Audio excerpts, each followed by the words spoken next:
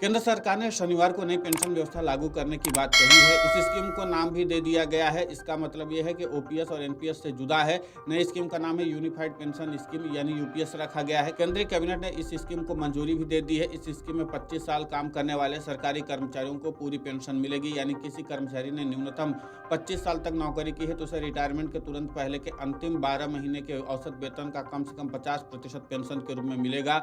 Unified pension scheme में 10 साल की नौकरी करने के बाद कर्मचारी को कम से कम 10,000 रुपए पेंशन के तौर पर मिलेंगे।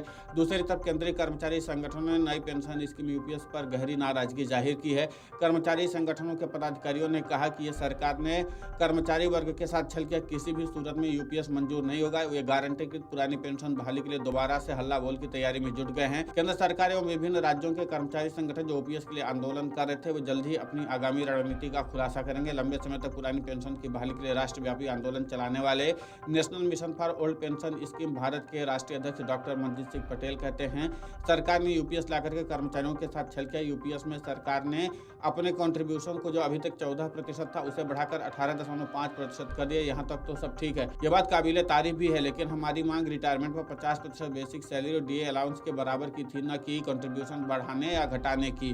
बताओ डॉक्टर मनजीत पटेल, कर्मचारियों की दूसरी डिमांड ये रही है कि हमारा पैसा रिटायरमेंट पर बिल्कुल जीपीएफ की तरह ही हमें वापस दिया जाए। सरकार नई पेंशन व्यवस्था में वो सारा पैसा ले लेगी, यानी कर्मचारियों का 10% भी और खुद का 18.5% भी। पटेल कहते हैं, हमें अपने वाले कंट्रीब्यूशन में से केवल आखिरी के 6 महीने की सैलरी जितनी बनेगी सरकार उतने में हमें वापस कर देगी। ऐसी स्थिति में यूपीएस के बजाय एनपीएस ज्यादा बढ़िया होगा। हमारा आंदोलन ओपीएस के लिए था। सरकार ने पुरानी पेंशन जैसा कोई भी प्रावधान यूपीएस में शामिल नहीं किया है, इसलिए कर्मचारी अपना आंदोलन जारी रखेंगे।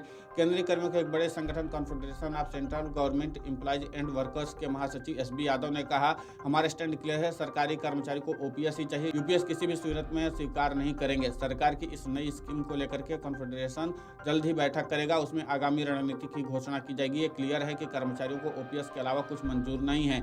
अखिल भारतीय रक्षा कर्मचारी महासंघ ने प्रधानमंत्री मोदी और जेसीएम के प्रतिनिधियों की बैठक का बहिष्कार किया था।